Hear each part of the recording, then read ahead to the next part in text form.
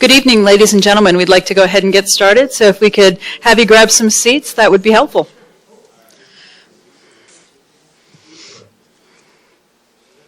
Thank you all so much for being here this evening. This evening is the Planning for Economic and Fiscal Health Workshop. This is hosted by the Truckee Meadows Regional Planning Agency and is part of a technical assistance grant that we won from Smart Growth America last year. It's funded by the United States Environmental Protection Agency, and we were one of 22 communities last year to actually win this award, so we're very excited to have won the award. We're excited to have with us today Roger Millar and Chris Zimmerman, and I'd like to give you a little bit of a background on them as soon as I chat a little bit more about the workshop. So tonight's workshop aims to lay the groundwork for TMRPA to examine different development models for the Truckee Meadows region with the ultimate goal of providing information to decision makers about alternative development patterns and their impact on the region's fiscal sustainability. I have to say we had a chance to preview Chris's presentation earlier today, and there's some really compelling, thoughtful pieces in it, and I'm really excited to be able to be part of bringing it to you here. Roger Millar is a Vice President with Smart Growth America. He's the Director of the Smart Growth America's Leadership Council, which provides technical assistance to a variety of states and cities.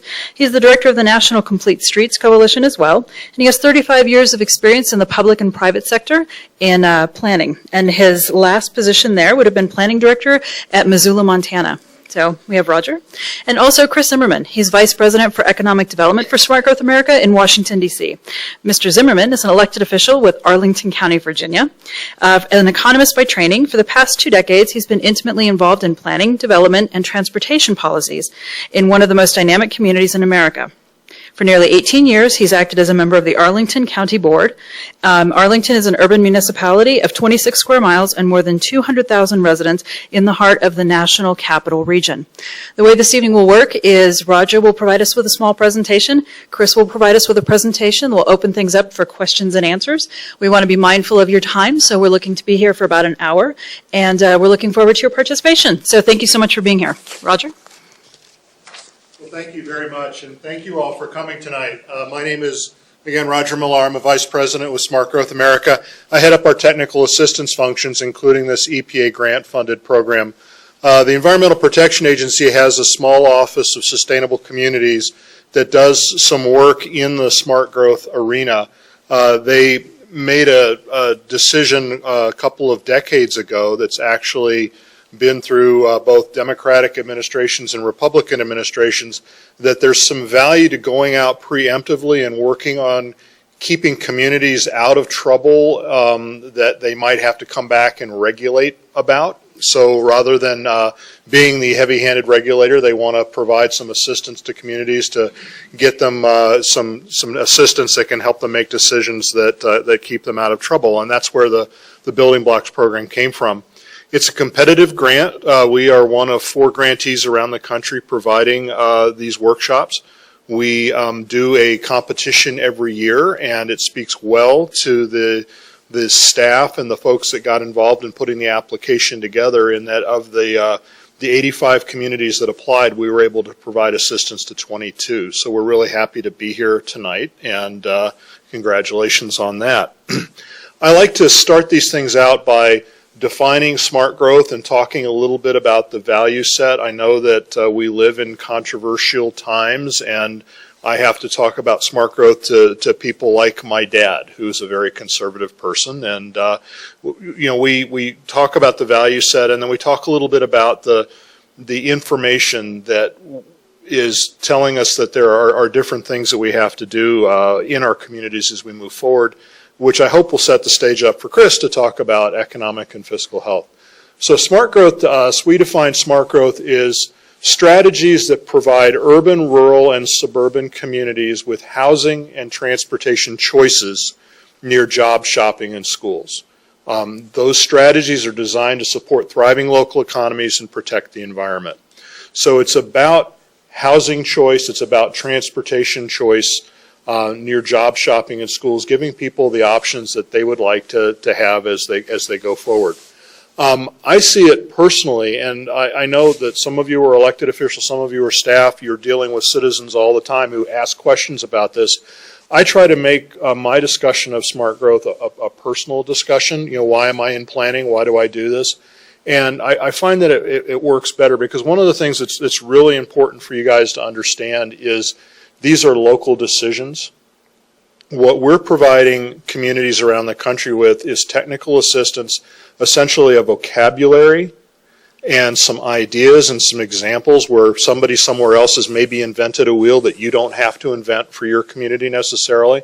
But the decisions are local decisions and the issues are local issues, and taking control of your destiny at a local level is an important task in this part of the 21st century. So when I talk about smart growth, I talk about it from the perspective of having been an Army brat. And my dad came home from Vietnam, and back in those days, they didn't get quite the welcome home that the combat veterans get today. I asked my dad, why do you do this? You're an engineer. You could make a ton of dough on the private side. He said, well, I have a responsibility to make the world a better place for my children and my children's children. And that's what you guys are about today. You're about making your community a better place for you and for your children and for your children's children. I was involved in the Boy Scouts when I was working my way up to be an Eagle Scout, and I'm an Eagle Scout and my two brothers are Eagle Scouts. We learned in scouting that citizenship and conservation are not mutually exclusive. They're two sides of what make this a very special country. I am a civil engineer. I'm a fellow of the American Society of Civil Engineers. There are 153,000 of us quite radical sustainability zealots around the country. But in the Civil Engineers Code of Ethics, we are required ethically to practice sustainability. And it's an unethical thing for a civil engineer to not be thinking about sustainability in what they do.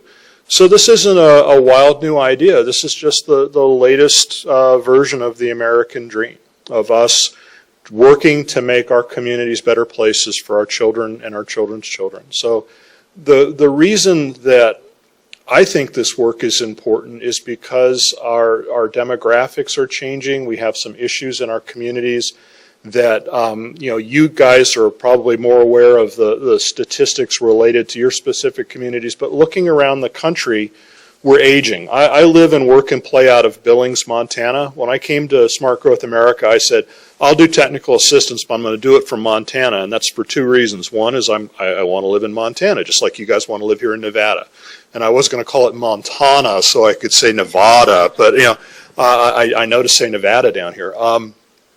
I want to live in Montana, and I desperately didn't want to say, hi, I'm here from Washington, D.C. to help you. That's not the kind of thing that I want to do. But up in Montana, our population is aging rapidly.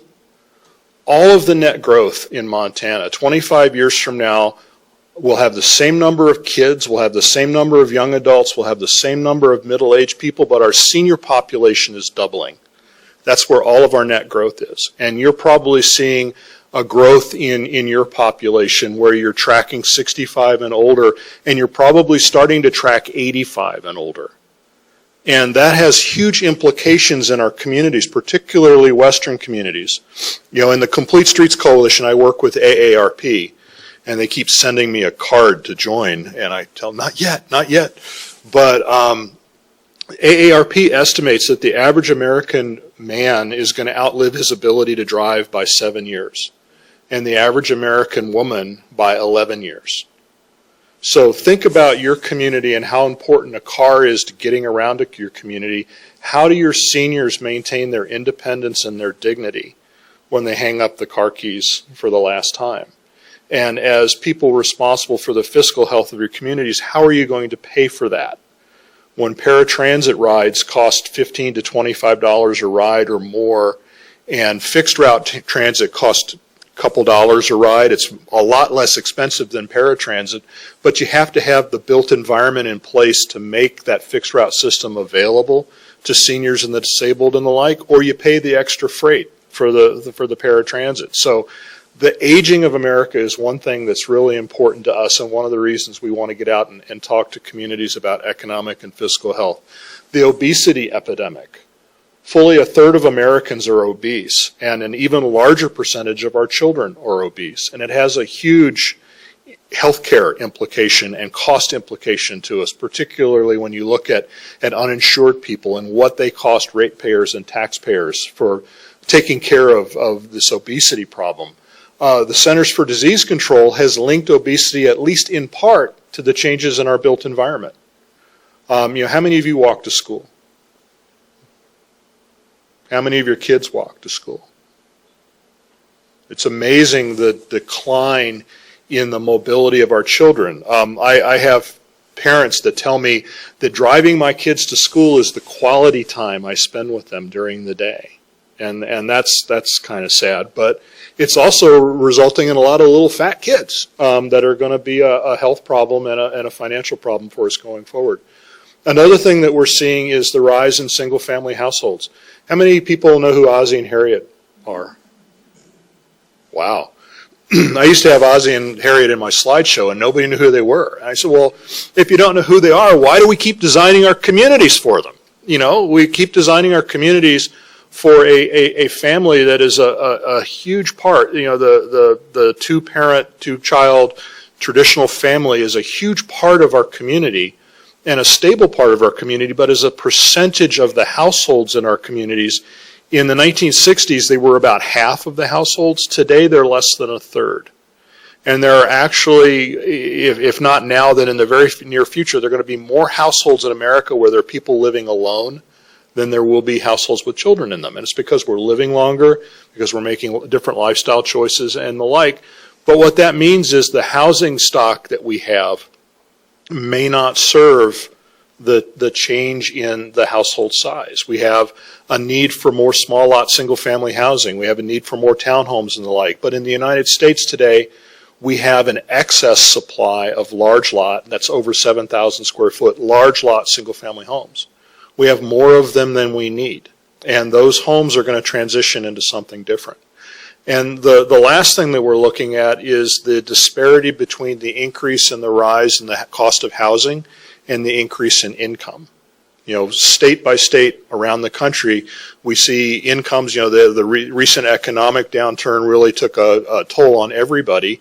But, when incomes are going up, they're not going up as fast as the cost of housing. And so people are looking for different solutions. So one of the reasons that I left the private sector, got back into the public sector, and ultimately into the not-for-profit world is because I have children, and I don't want my little boy to grow up to be old, fat, broken, alone. I want him to live in a world that is at least as good as the world that my parents handed over to me. And so that's what this is all about. I'm going to stop there and introduce Chris. You heard a little bit about him. I'm really, really excited to be working with Chris in this new role. I actually met him a few years ago when he was my client when I was doing the streetcar in Columbia Pike. So now we're peers, and who knows, maybe someday he'll work for me. But anyway, Chris is got a great experience set and a great show and is a great resource. I'm looking forward to his presentation and to your questions. Chris? Thanks, Roger. Well, thank you. It's a great opportunity I have to be here. I've had the chance to visit a lot of places and in part to talk about what we do where I am and also to learn. And one thing that I have learned is that every place that I go, places where they've asked me to come because they think I have something to tell them, I always see something that I say, why aren't we doing that back in Harlington? So I think, exchanging ideas is always a good thing. But in particular, with the topic we're talking about tonight, I know as an elected official, everybody's local economy is a little different. They're based on different things. You have, we have government, you might have, manufacturing, you might have hospitality. The base of the economy may be different from one place to another. There's differences in topography, and there's some differences in history and so on. But there are certain things that really are pretty much common, and every place is struggling with how they make their budget, how they grow their economy, how they have jobs for people in the region, how their kids are going to have the chance to live in the community they grew up in. These are the same issues everybody's struggling with. People may be in different points in the economic cycle. Some places are up at the moment doing really well, while other places are struggling. But no matter where you are in that, you're never doing so well that you get to sit back and not do it anymore, not worry about it anymore. We're always in a competitive environment. So A lot of things, some things are specific to particular places and not transferable, but an awful lot of things seem to be very common across all the communities I see, from the one that I've been involved in governing to those that I've visited all around. So, that is one premise I have here, that I think there are some things that, can be shared from community to community that are worth knowing. I should say another thing which is implicit in the name of the organization I represent is that growing is a good thing. That we are in fact looking for some kind of growth. That growth at least can be good. That's something we could actually have a debate about with lots of people, and that would be an interesting debate, I'm sure. But a premise of this is that we do actually want to grow our economy, create new jobs, and so on. And so with that, and could I maybe get the lights? This would be good. Thanks. Let me say that what we're going to talk about today is really about how we might grow. That there are alternative ways in which a community, a region can grow, and that you have some choices about that. And the choices you make and how you decide to grow will make a big difference in how successful you're going to be in today's economy, how your budgets in government are going to be affected, and what kind of quality of life your community is going to have. In particular, a fundamental premise is that the built environment makes a difference. That how we design, how we construct our communities will make a big difference in a lot of different ways. There are different ways we can choose to grow. There are different ways we have chosen over the past decades, and there are consequences to all of those. There are good things about different patterns, and there are costs to them. We have often grown without really thinking through those choices, but we are making choices, whether we recognize it or not. And so it behooves us to think a little bit in an era in which things are getting tighter about how the choices we make affect all these different things that we care about a lot. I'm going to come back to that, but I want to focus on a few of the things that are affecting communities pretty much everywhere. Again, there are local factors that are very significant, but there are some things that seem to be happening pretty much all across our country at least. And three things in particular that I want to talk about. One is that the market is changing, and market means a lot of things. In this context, a lot of it has to do with real estate, with land, because that's a lot of the business we're in. If you're a planner, if you're an economic developer, if you're an elected official dealing in a locality, a lot of it is about the economics of land.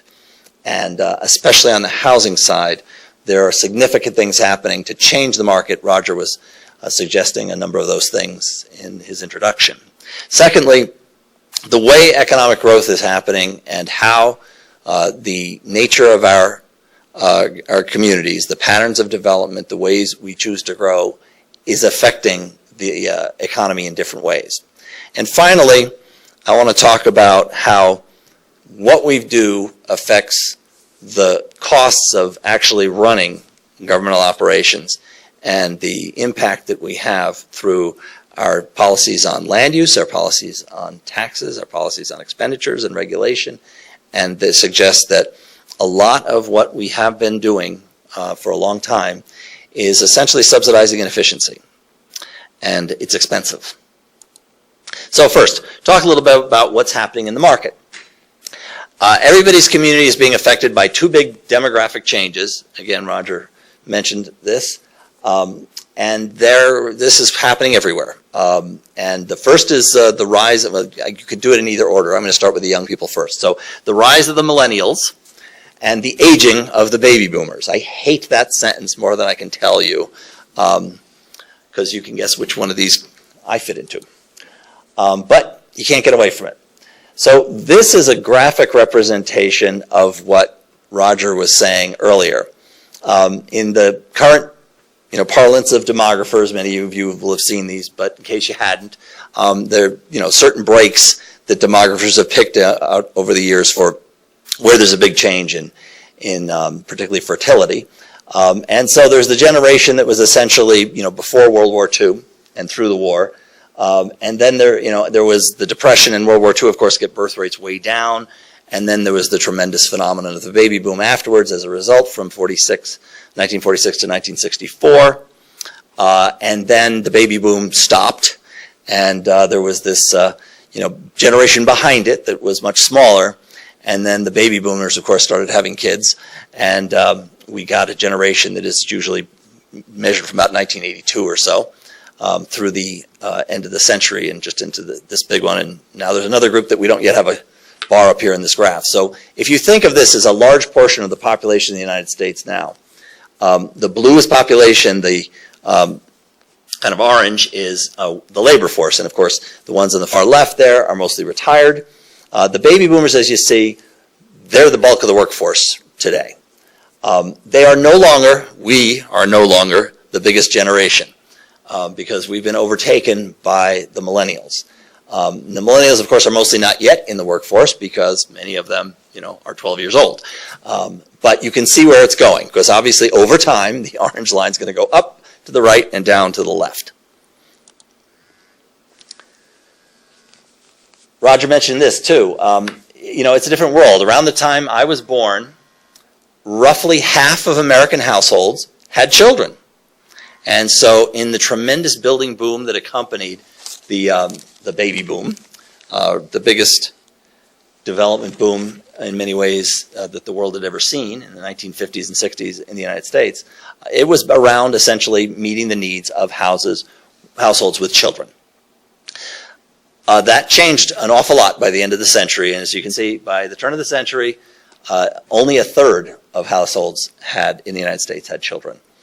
And projecting forward to the next, it's getting closer. 2025 isn't that far off anymore, is it now? Another dozen years or so. As you can see, we're headed down towards where households with children are going to be a little more than a quarter of the population.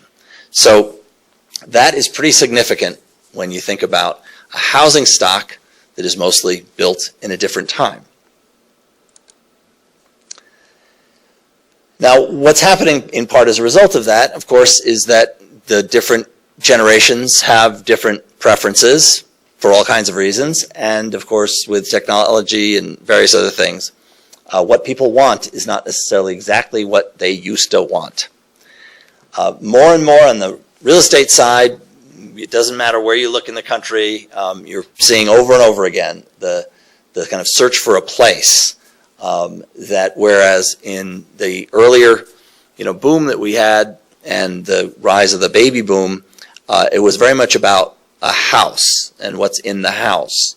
And now people are more and more focused, especially younger folks, on what's going to be outside it. More and more people are clearly indicating in surveys when they're asked, more significantly in dollars when they spend them, that they want walkable communities. That what is described as the ideal community is something that has changed. And again, national surveys done, this is by the National Association of Realtors, 77% of Americans want pedestrian-friendly features. 88% place more value on the quality of the neighborhood than the size of the home. That would not have been said a generation ago. Especially this is true, again, among this younger generation. When surveyed, 47% of them would prefer to live in a city or a suburb with a mix of houses, shops, and business. 40% would prefer a rural or small town. 12% would say they would prefer a suburban neighborhood with houses only. That's a really small number considering that that's mostly what we've been building for 50 years. And then there are, again, us older folks and getting older folks, and they say they want to be able to stay in the communities they've been living in. So what that means is we need a range of housing choices. It isn't one thing. There are a variety of different kind of places and different types of housing choices that people want to have. So here's the thing. So there'll still be people that want single-family houses. There'll still be people that want that, suburban tract house. I'm perfectly happy with it. There will be people who want a variety of other things.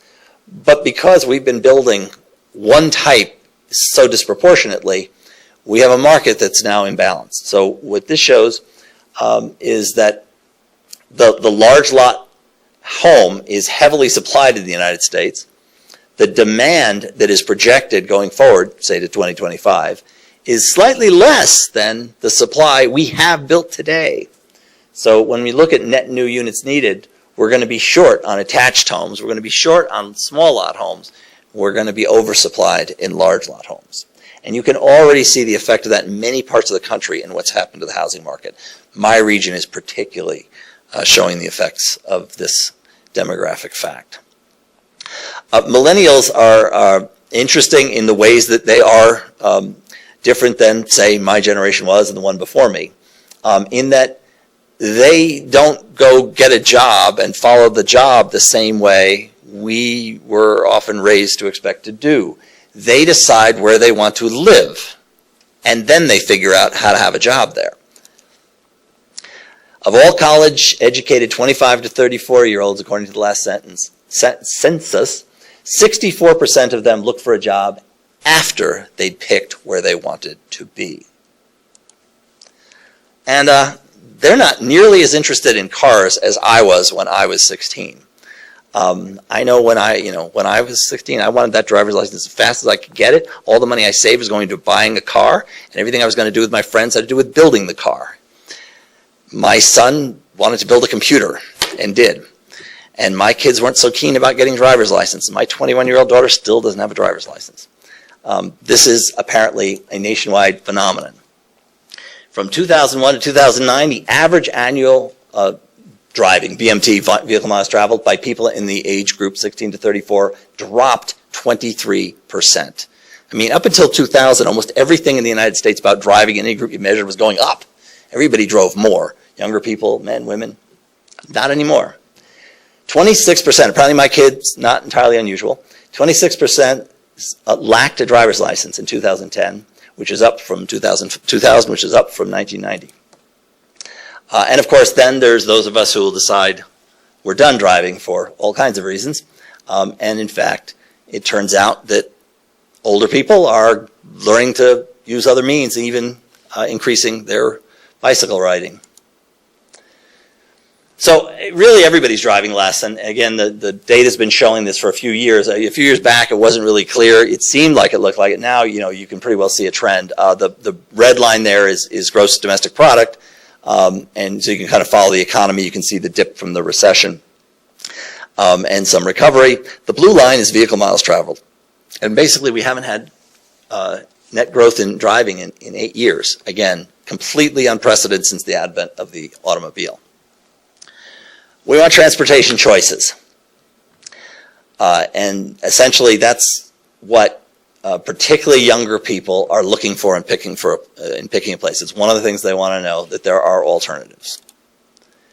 So a question for all of us as we're governing our communities, planning our communities, trying to find ways to grow business is, how are we going to meet the needs of these two very significant demographics that whose choices are driving the economy and therefore affecting the competitiveness of each of our communities.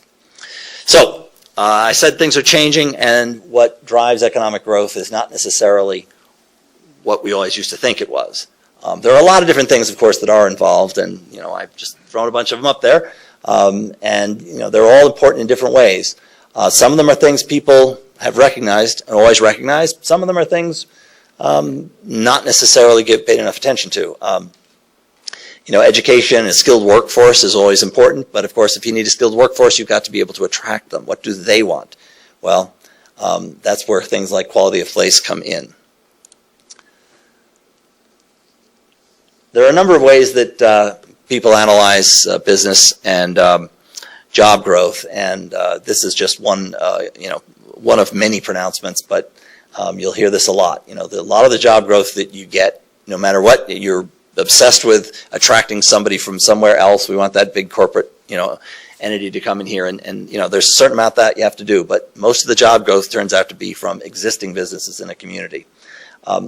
The kind of business we're doing, of course, is different, and again, it's a buzzword, but networking is really a large part of what the growth in the economy is about, and so proximity winds up mattering. That is somewhat counterintuitive in ways because, lots of people can work in a lot of different places, but interaction is very important, and that winds up, even in an era in which we have more and more capability to do things electronically, it turns out we want to be in places, and we do want to see people face to face.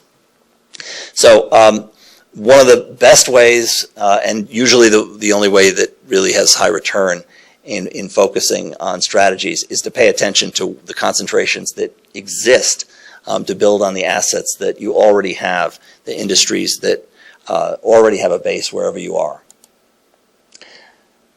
There are a lot of buzzwords thrown around, and to some degree they're marketing and journalism, but the creative economy, the knowledge economy, the innovation economy, whatever you call it, it does reflect clearly a change in what is driving business in the modern economy. Some people look at it, we had an agricultural economy in the United States for the first century and a half, you count it. The majority of people were involved in agriculture in the United States, one way or another, up until into the 20th century. And then we really became a manufacturing power, and we were a big manufacturing country. And that's clearly not, we still have agriculture, we still have manufacturing, but that's not the thing that's driving us now. And so whatever you call it, this knowledge-based economy that depends on continual innovation is a large part of what's making us go. It's reflected also in the way workplaces are organized internally. It also has an impact on the outside in terms of the kind of workplaces that companies are looking to build. Changing the model from one that is so much internally focused, so stovepiped in organizations and divided into separate offices or cubicles, and one again that is meant to promote interaction. So, to bring it back again to the question of how our choices about land use and development patterns, the evidence is becoming clearer and clearer from a variety of different sources of some specific research, and generally when you watch what's going on in a broader sense, that having a compact development pattern makes a difference in this kind of economy.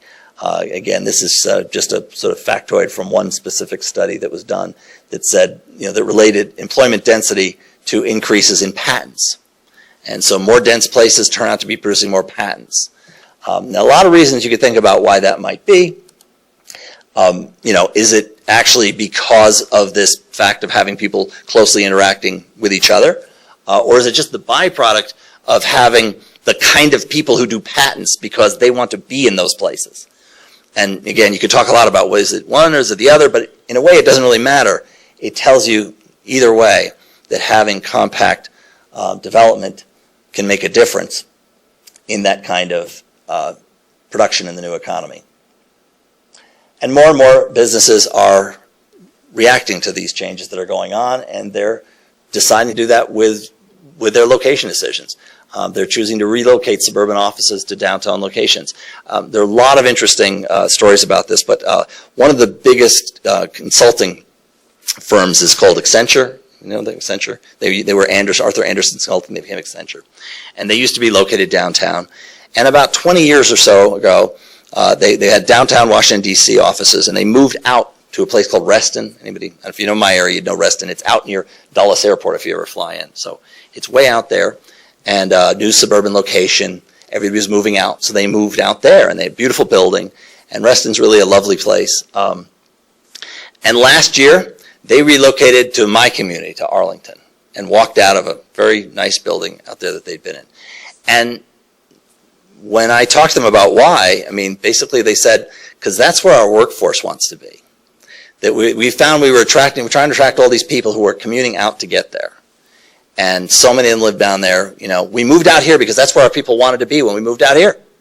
And now they want to be there. Now, again, as I said, a lot of research is being done. This is work done by one of our colleagues. He's a professor at George Washington University and has been himself a developer and a real estate analyst for many years. And a couple of years ago, he started looking at metropolitan areas, beginning with our area, that did the first one in the Washington, D.C. area, looking at the rise of these places, not only the downtowns, but places all around in suburbia that were starting to create walkable environments, either because they had an old downtown that sort of could be revitalized, or creating completely new walkable communities. And he's been tracking those and essentially looking at what's happening in development patterns in those places versus the rest of the whole area. So those places are a small percentage of the entire region, but they turn out to have a lot of the growth in the business. And as he's looked at these over through the data through a couple of decades, he argues basically that 20 years ago they weren't very important at all, and 10 years ago they became very important, and now essentially they're what's happening. So he calls them walk-ups, which stands for walkable urban places, but I want to emphasize a lot of them are actually in the suburbs, in the outlying areas. And what he said is that, analyzing this data, that if you look at those areas, and in the case of the Washington metropolitan area, he had 43 of them, I think. In the 90s, they got about 24% of the share of investment in real estate, essentially. Income properties, office, rental properties, apartments, and hotels. In the beginning of this new century, that moved up to more than a third. Since the recession, it's virtually half. And what's happened with the recession is interesting because the Washington metropolitan area is one that's had a fairly strong economy. We had high employment go up too, not as high as other places went up. But building has continued. And so, in the Washington metropolitan area right now, we have 5.5 million square feet of office space under construction. It's not bad. I mean, it's a big region. It's about 5 million people and, 3,000 square miles or something like that, but in 3 states. But there's 5.5 million square feet under construction. The incredible thing, this was just reported 2 weeks ago, that 84%, or 4.6 million of it, is located by metro, by our metro rail system. Now, when I say by, not just near it, but within a quarter mile of a station. That tells you something's going on. Those areas constitute only about 4% of the land area of the whole region. They now have 28% of the region's real estate value within half a mile of them. And within a quarter mile of them is where 84% of the development is going right now. That tells you something's going on. So Lineberger went to Atlanta and just earlier this month released a study on that. He did Washington, D.C., and we said, well, Washington, D.C., they got the government, and, they've got a very stable economy and all that kind of thing. They're not really like other places. So he went to Atlanta, which everybody said was, that's the emblematic sprawl metropolitan area. Completely car dependent, spread out all over the place, growing endlessly until the growth ended. He'd done similar analysis, and essentially what he says is that sprawl in Atlanta is over, that there isn't a market to build it, and that the same pattern that he saw in the Washington area is happening in Atlanta. They're not as far along that path as we are, but basically they're where we were a few years back. So again, in those walkable urban, those walkable places that he identifies, which there aren't quite as many of as there are in the Washington area, 13% of the investment went there in the 90s. It went up to 26%, doubling, in other words, in the early part of this century. And again, since the recession, it's reached 60%. More and more all around the country, there is clearly a price premium for walkable places. There are a number of different studies that have been released fairly recently that are looking at this. This one here, which was done for CEO for Cities, says 4,000 to 34,000 more in home sales prices. There was something I saw just last week, a study being done that says nationally, anybody here know what Walk Score is? Okay, so there's a website. If you don't know it, you need to go look it up, walkscore.com, and you can plug in any address where you are, any place you're interested in, and it gives a number that's on a 100 scale that basically tells you how much stuff there is within walking distance of wherever that is.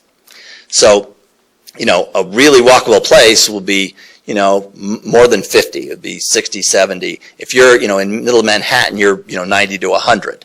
If you're out in, a far out, country place, you might have a very low number. And the communities vary. And so this one study says that a walk score point is worth a premium of about $850 on a house. So 10 more points on walk score would be $8,500 and so on. The premium seems to be higher in certain places. And in the Washington area, for instance, Lineberger says that there's about a 90 cents a square foot premium for each walk score point for commercial property. There's similar statistics, a little lower for apartments and retail, and something like $18 a foot for sale when you correlate these. And again, this is happening, in different ways to different degrees, more and more. But basically, walkable places are commanding a price premium. Same thing on the commercial side. Again, the National Association of Realtors, they keep surveying people. People keep telling them what they want more and more is places that they can walk to, shops, to restaurants, to businesses, to jobs near their home, or at least have a short commute. On the commercial side, again, the shopping places that are doing well are essentially those. This picture in the lower right, which you probably can't see, says, now leasing, because it's an empty, dead shopping center in the Washington area, actually. But every place in America has something that looks like that, that's empty, that used to do a lot of business.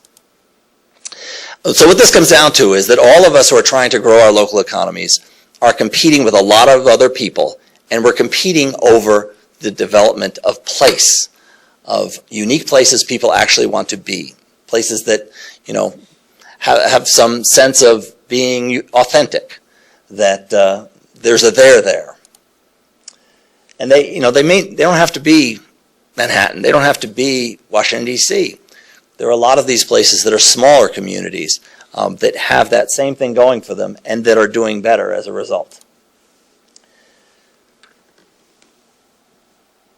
So land use, how we craft our communities, how we shape the built environment, is a large part of a successful economic development strategy in this century with what's going on now. You have to look at what it is people are buying, what's driving the market, and what do we do in all the things that we control at the local level in public policy that affect that. How can we use the things we've got to leverage that to create the kind of place that can attract the workforce that attracts the businesses that we want to have to provide jobs and economic growth and pay taxes and so on. How, and for each of our communities, how can we take advantage of the changes that are going on in order to increase prosperity in our community? So the third thing I said I want to talk about was how certain choices that we have tended to make, and that we can still make if we want to, turn out to be pretty expensive in ways we didn't necessarily count on for decades of building in a certain way. The choices of different land use patterns turn out to affect the cost of running government and the revenue we get to do it. I don't have to tell you most of this. Obviously, we all know we have tough problems in the middle of a recession. We're not getting more help from the federal government. We're all under pressure to deal with infrastructure problems, providing services, and so on. And costs can be both in terms of building infrastructure, maintaining infrastructure, replacing it, but also in operating it.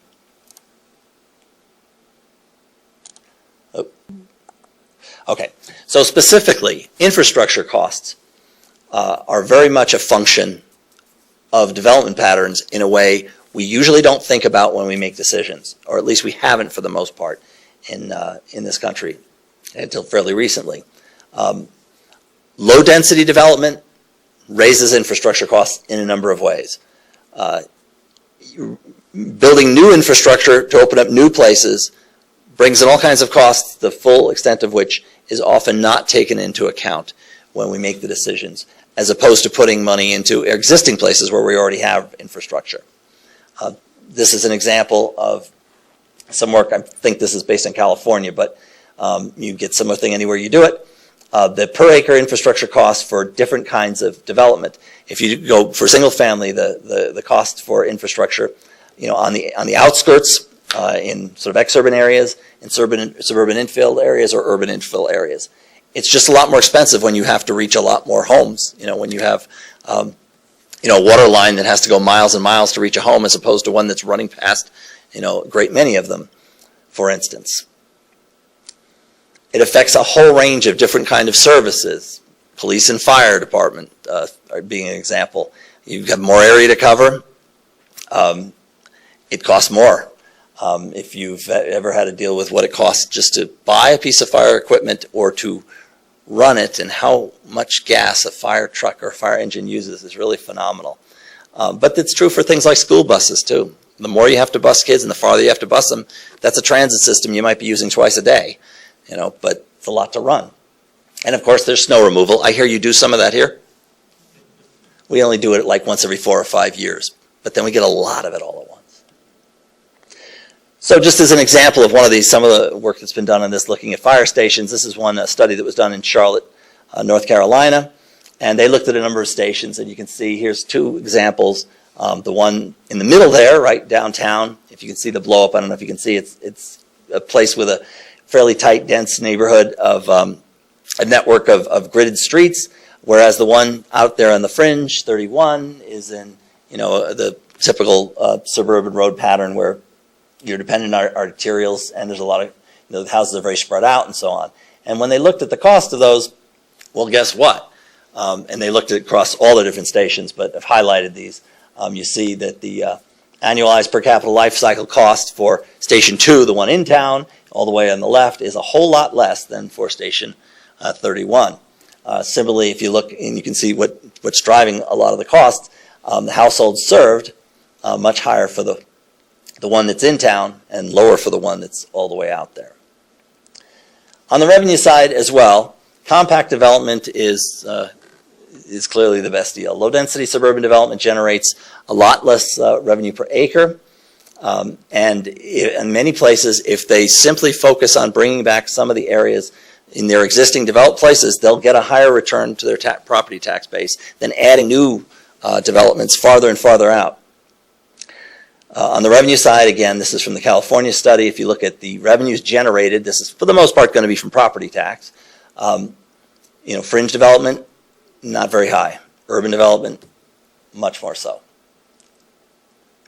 Here's a study that was done in Raleigh, North Carolina, municipal property tax yield on a per acre basis. If you look all the way on the left, that's the per acre tax being generated by a Walmart. Walmart, a lot of business, right? Well, the store has a lot of business, but when you look at how much land it actually takes up, there's a whole lot of parking lot that isn't generating very much of anything. On the other hand, a 6-story mixed-use building in town doesn't take up a lot of space, but it's generating a lot of value. So again, they did this, of course, a range of different types of uses.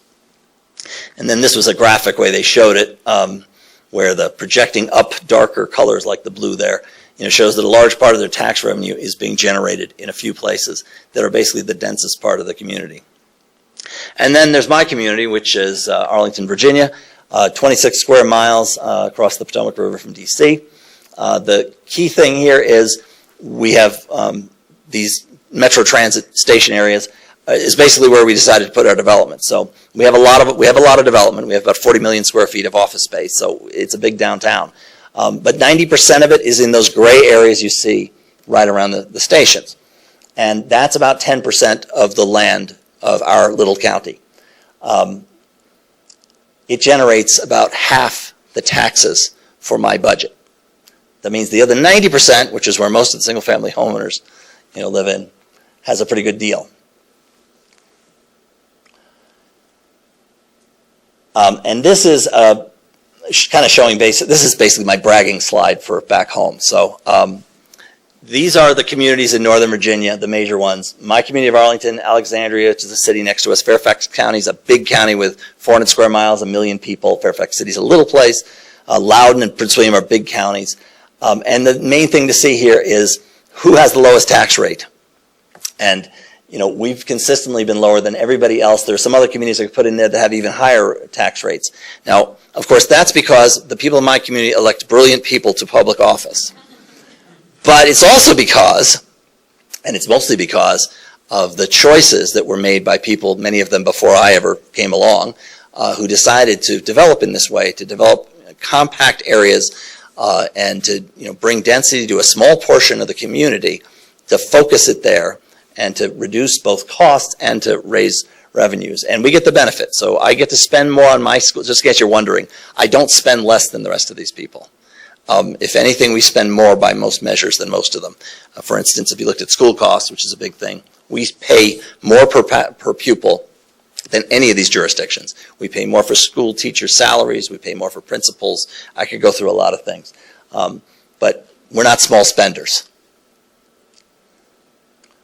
So, I know this is another question, the final question, which is, so can you continue to afford to do things the way you've been doing it? Assuming you've been doing this, but mostly in America, that's what we have been doing. Some folks have likened the way we've done development to a Ponzi scheme, in the sense that, we get immediate reward by bringing in some big development that we're getting infrastructure in many cases provided to some degree by the developer. They may have to build the streets, for instance, for the subdivision, but then they turn them over to you and you have to maintain them. And the immediate benefit may be very high in the short run, but in the long term, we've tended not to have enough put aside to pay all the costs that come due. So we get to the point where now this aging place now needs all that infrastructure replaced. And what do? Well, for a long time, what we did was we added more and more. And so, we cover that. But that has really come to a halt. So, how do we develop economically? So again, three big questions. How do you meet the needs of millennials and aging baby boomers in ways that will help the competitiveness of your community? How do you take advantage of these changes that are going on in the economy in order to generate prosperity in your community? And can you really continue to subsidize inefficient development patterns and miss out on the benefits that people are getting who are doing things differently? So that's what I have to tell you tonight, and I'd be happy to answer any questions you have. Thank you very much for listening.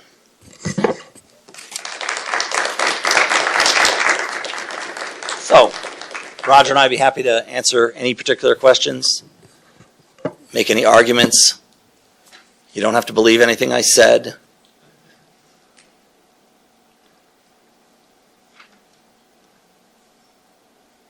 We could argue amongst ourselves, but we'd love to hear if you have any questions. Oh, and we have two folks with microphones who are going to come around so that your question can be heard. And as soon as the first person asks the question, there's going to be 4 or 5 others, because I know how this works. But nobody wants to be the first one.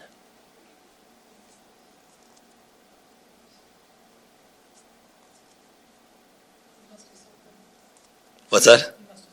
I don't know. It's never that easy. So.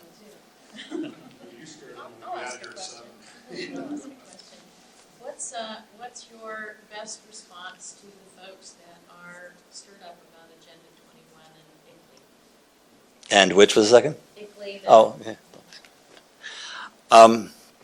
Well, I mean, I guess I don't know what the question is.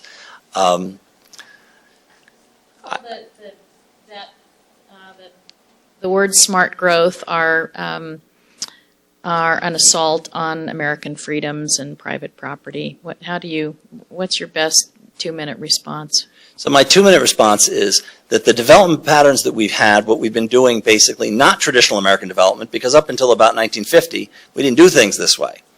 But what we've been doing since then isn't simply the result of free choices, made in a free market. They're actually the result of government policy. We've got sprawl and that kind of development pattern because we've regulated it. Because we put in place, beginning mostly in the 1940s in most places in the country, zoning laws that made the traditional way of developing the more compact forms illegal in most places. Because we created new rules for roads and the development of the roads and subsidized them heavily. 90% of interstates and a lot of other highways subsidized by the federal government and then by the state government. We made new rules at the federal level for how housing should be built. So we did a lot to subsidize home ownership, which many of us think was a good thing. But the government didn't just say, we're going to help you be a homeowner. They also actually told people how houses had to be built. From everything from public housing that was done for low-income people, to the single-family market, heavily influenced by regulations that were drawn up in Washington. And so, the situation we have now isn't one that just came about because it's what everybody wanted. I mean, some aspects of it clearly we did want, but it was not a, free market that, government just stepped back from. Actually, government was heavily involved in creating it in the first place. And so one of the biggest challenges, if you wanted to, deal with this, and if you wanted to say, well, yeah, okay, I think I would like to do some more of this, traditional development, compact development, whatever you want to call it. The biggest challenge is, okay, in your town, it might not be legal because the laws that have been in place, in most places replicated, the same zoning codes got sold all over the country, made it impossible to do.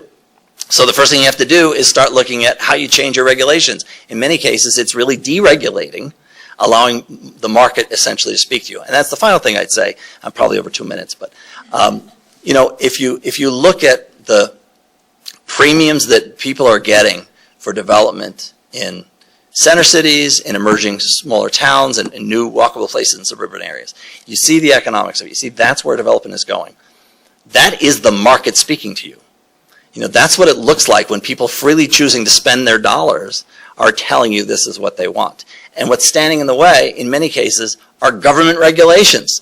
So it seems to me they have the argument backwards.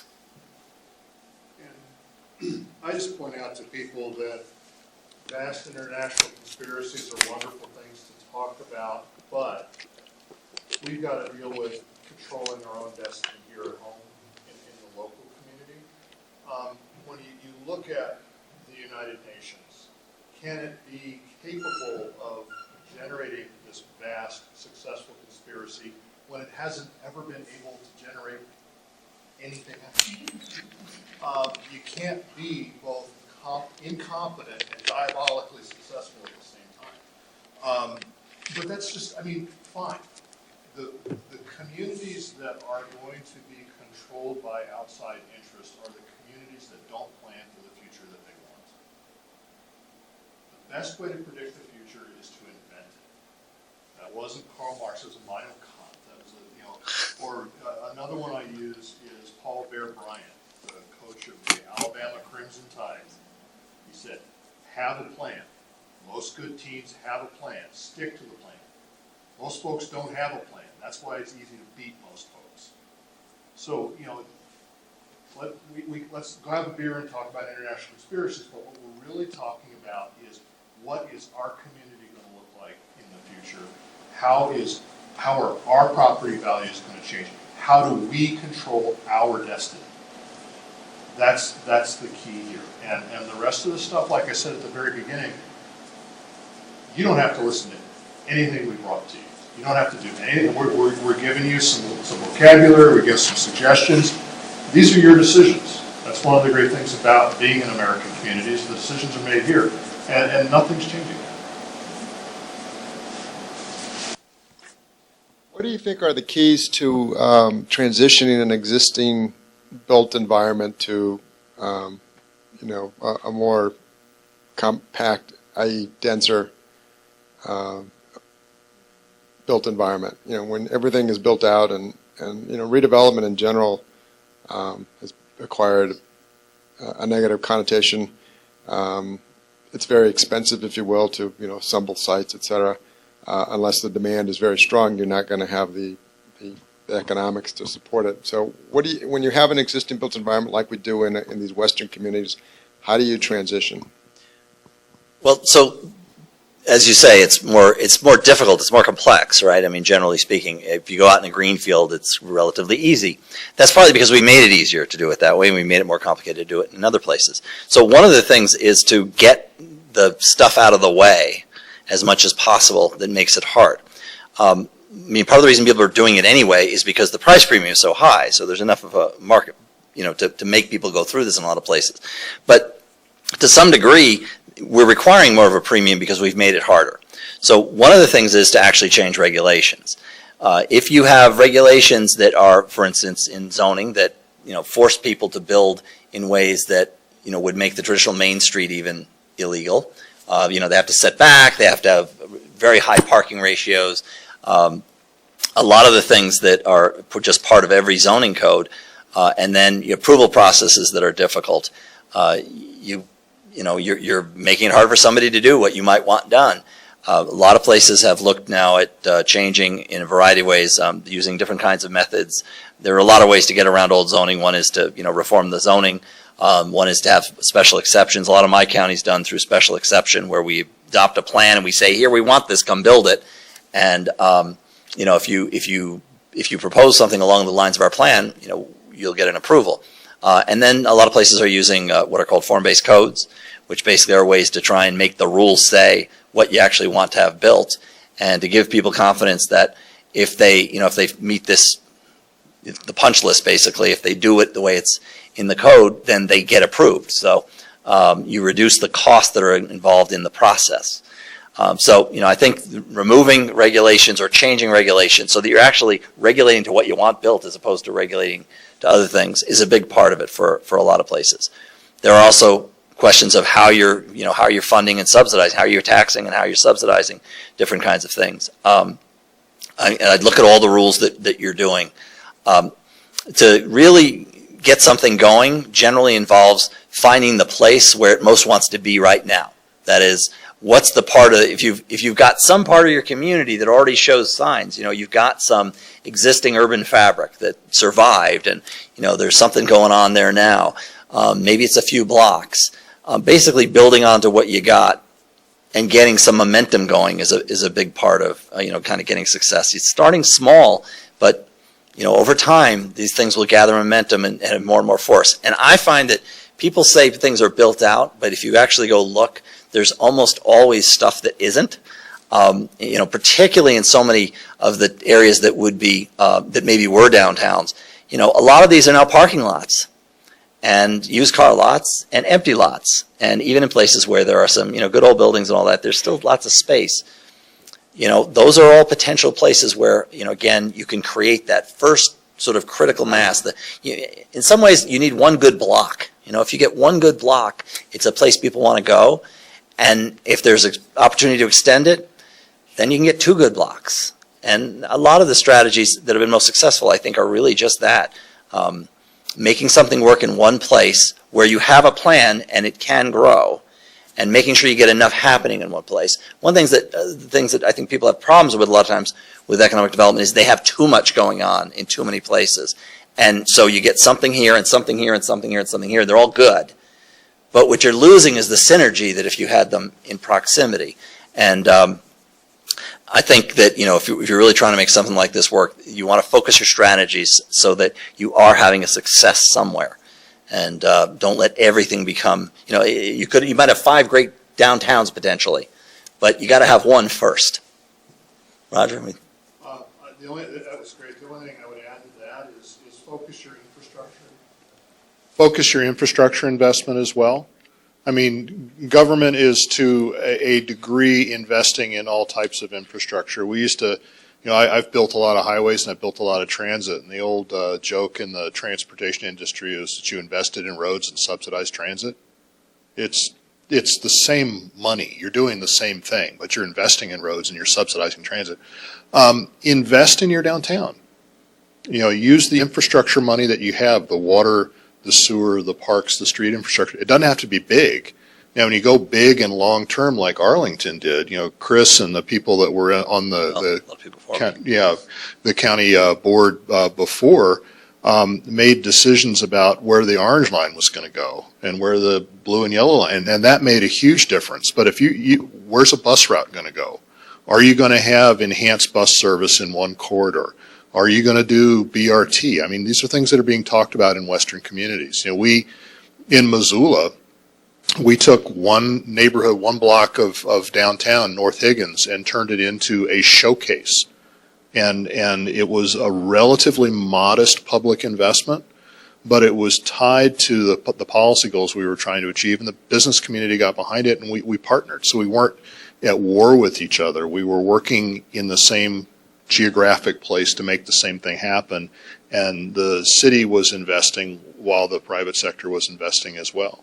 You've got the money. If you spread it like smooth cream peanut butter all over the landscape, you're not going to have any effect. Pool it and spend it strategically. And even a place like Arlington, it's not only Metro, although that's obviously a big part of our story. But we have a corridor that didn't get Metro. In fact, it was a corridor that was originally going to be on the Metro system, and then they decided not to build it there. So it was basically a commercial strip like the Route 1s everywhere. And a lot of communities around it. There were great neighborhoods, including the one I live in. But the road itself was basically focused on bringing people from one end of the county out and out the other end, and the businesses along it were basically car oriented, and a lot of curb cuts along the street, in out. If you had several places to go on this road, Columbia Pike, you'd get in and out of your car 5 different times to go 5 different places. Nobody really walked there. So we focused a lot over the last 15 years in trying to make that into a main street. And not having the rail investment or anything like that. So we used a number of different strategies, but this form-based code approach was part of it to make it attractive for people to do development. And we knew it wasn't going to be like big downtown development. And we didn't really want it to be. But we wanted something with a little more density, but more of a modest size. So we wrote a code that did that. That says you can do 2-story buildings, 4-story buildings, 6-story buildings, not 26-story buildings like we have at a metro station, but sort of a more in-between kind of development. But we want to make it easier for people to do that, to build what we want. We put money into infrastructure in the forms of the sidewalks and utility undergrounding and, creating amenities on the street. We pay that part. We've started to get that happening. And we focused on a few key commercial nodes and really tried to make sure that one in particular got going. And so, even in the recession, because of course we got these plans in place and then the economy fell apart, but it was attractive enough that, we got a number of things going, and, we have that. And on that street now, there's still a lot more to be done in the next generation because it's 3.5 miles long.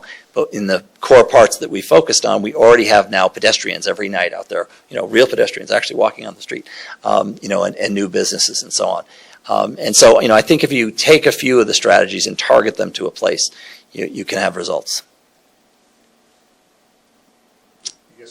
One more quick thing I'd add to that is working with the different communities within your community. One of the things when I lived in Portland, Oregon back in the 80s, the arts community was like the pilot. They would go to these blasted out places because they were cheap. And they would do the artist lofts and the shops and then the coffee shops that came together and the rest of that. And they became cool and people started to want to live there. They were the people that brought the development together. Another thing we've seen is with brew pubs. But those are, people think a bar, oh my goodness, a bar in the neighborhood. There are third places that people want to go. There are communities within your community, entrepreneurs within your community, that if you can get them to coalesce into a place and create a critical mass in a place. The Pearl District in Portland was an old warehouse district full of starving artists, and it became $5 billion in investment between 1994 and today. Once it took off, but it had to have a certain cachet, and the artists were the ones that did it. Of course, they're all gone now. They're off in a different place, and I'm following them because that's where the next one's going to be. Anyone else? Well, thank you very much, and good luck in your pursuits We'll be here in around Reno. for a while, and we'll be around tomorrow. So thank you for coming.